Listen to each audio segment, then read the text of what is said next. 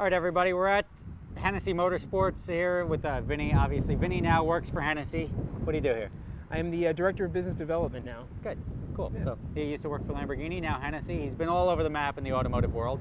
But since we're here, we're going to take you on a walkthrough because I was sort of blown away by the scope of Hennessey.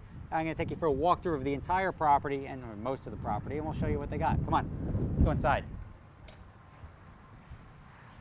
There's one thing I'm going to be able to show you. Hennessey has the Venom Gt, which is the 270 mile an hour car.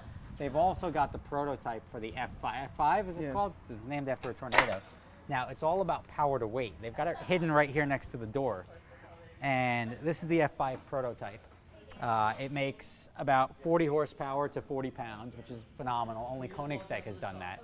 But I think they really pulled it off. They've got something going there, so keep an eye on that. Their shop shows a little bit of the diversity that they have. Ford GT. This is a 1200, was it 1250? 1250, you're good. You can walk, don't worry about us. We do YouTube shit, it doesn't really matter. 1250 horsepower Caddy wagon. Manual transmission. Manual transmission, which it's like the baby you never wanted to be born, but you're happy it was. This Bentley over here, what are they doing? 700 horsepower kit. 700 horsepower. We've got two Venom GTs here. We've got this one, which is a customer car or for sale. No, this is the car that actually did the 273 mile an hour run. Car? The one from the posters in the video. Poster on the wall. Nice. So this is a famous car. 270.4. That's the actual car that did it.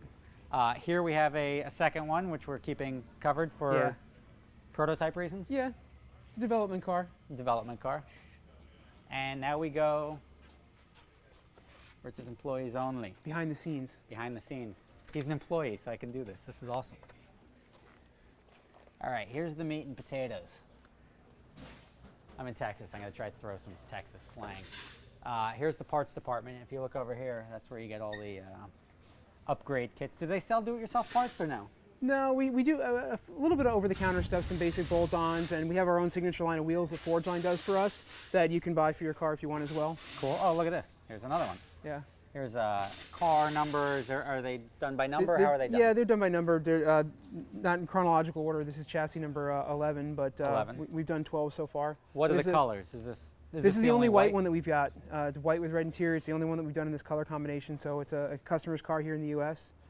So we're doing a couple little tweaks to it, and they do look sharp. It's a very imposing car. Like you can't walk up and say. He enjoys it. He drives it all the time. So he's got a collection of other high-end cars just like this, and he likes driving this quite a bit. Nice. And then we'll see a little bit. One of the things I noticed that Hennessey used to be the Viper guy to me, and I've seen two Vipers on property. So he's kind of expanded out to whatever the latest and greatest stuff is. So there's different cars in various states of a disarray. Of repair. Or actually of build.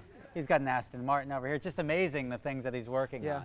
And where's the tuner school? I know it's here somewhere. The tuner school is in this shop right here, the main classroom, I guess you could say. I mean, they operate throughout everything. They use the dyno, they use the lifts over here for teaching, but the actual classroom is in here, which we can do a quick little preview. Now the tuner school is for who?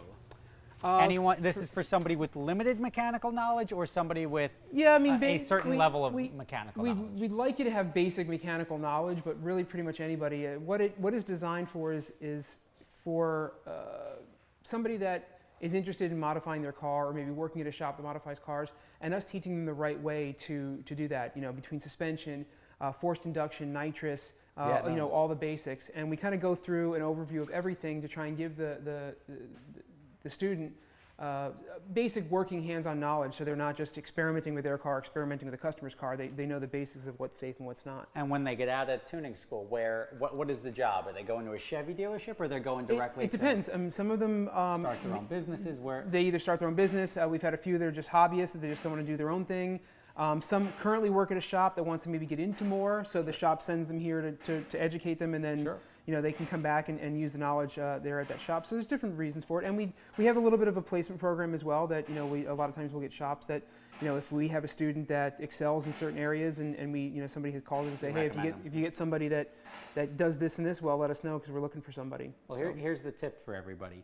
If you want to get paid more, offer more to your job. So if you're able to do more, that's more valuable to a company, you'll get more. So. Education, regardless. Education, exactly. Just being more capable.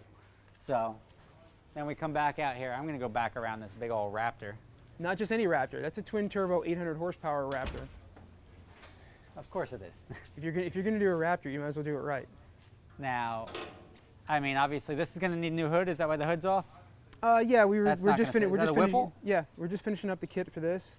You got stuff like the Cadillac here. This will be a 650 horsepower Cadillac Escalade when it's all said and done. Got it. So we get our hands on a little bit of everything. The one thing I noticed is you seem to have a lot more new cars than old cars. It's not like guys sending in the Gen 1, Gen 2 Vipers. It's a lot we of... still get them on occasion, but Yeah, but this is mostly like, it almost looks like dealership new cars. Yeah. I mean, is that a 2015? What Yeah. It's 2015 yeah, Mustang. all the Mustangs that are here right now are 2015s. We get the occasional GT500, 14s, but it's kind of whatever's hot. And generally, like the Gen 1 stuff, anybody that's going to have a Gen 1 Viper or earlier Corvette and wants to have it modified probably has sent it to us in years past. But we're going to swing around this way just so you can see all the business going on in here at once.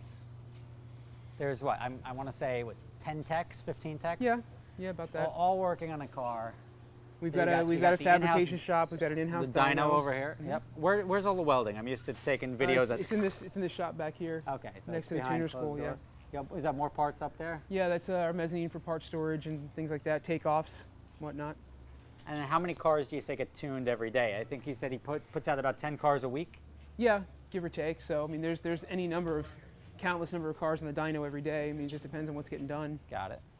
And then what do we have back here? That car looks very cool, actually. Yeah, the Z28 here. This is a 1,000 horsepower Z28 that we just put the finishing touches on now, and that 458's here to get a twin turbo. That carbon rotors on it too. Nice. Yeah. And this is the one thing you need on the rear wheel drive cars. You need a nice set of sticky rubber. Yeah. And it's I think it's terrific when you can be at a place where that is just a normal sound. You hear that nice, like you can hear the cam in the car, it's just great. And you have a 458 over here, which albeit modified, is not the car I'd want to drive on property. There's like a dozen cars I'd rather drive before the 458. Because honestly, to me, the 458 doesn't need turbos. The 458 was sort of good as a 458. Yeah. Some people get bored with their cars. Some people do, but if you do, that's why I own 9 of them. Yeah. It's just, you get bored with one, you get different ones. So you got the collection of Raptors over here. These, I even see a lot of these cars already have the window stickers, still have the window stickers from the dealer. Yeah.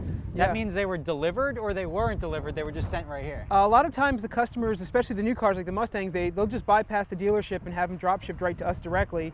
And then by the time the customer gets it, it's already been tuned and modified. So if they know that this is what they're going to do, they just have it shipped right here. They don't even know if they like the car yet, but they know they're going to want more when they get it. So they start out of the gate. Yeah. So it's like getting your girlfriend fake boobs before you have a girlfriend. It's like, here, I'm going to buy you fake boobs and we're going to start dating in a few months. But you want to go out for a quick ride? Yeah, I also want to, over there, nobody knows about this. I've never seen anything from Hennessey where somebody pointed out that there's hay bales with fake people with their hands up right there. And I want to shoot something. And John said I can shoot something, so I'm going to shoot something. We'll try and get you a gun. Yeah, just get me, how hard is it to get a gun in Texas? Like all these cars have guns in the glove box probably. Probably, yeah. Go find the guy who cleans the floors. He's got, ooh, what is that? What is that thing over there, that red thing? That's one of our tuner school Drag cars? teachers. It's he's building a drag car, so. Nice. Well, just to finish off our tour, just so you see how large this is. Obviously, now, this place is right off the highway. Yeah. So you have cows on one side of the highway, you got trucks and trailers driving past, and then he's got 143 acres. Now, for those of you that don't live in the middle of the country, which is most of you, 143 acres is a lot of space. Now, if you take this little access road here, he's got his own drag strip there, which, well, just turn this way so you can see it. Drag strip right there, and then that tree line in the back that looks like it's in the distance, that would probably be another county in where I'm from. That's the end of the property. So he's got all of the space in which to make his own Nürburgring if he wants. And he's got all the cars to have fun on it. So that is and this is back where we started. This is where we went in. That is the tour, and I would say the scope of how large the Hennessey property is. It's time to play around with some guns and some cars. Next video.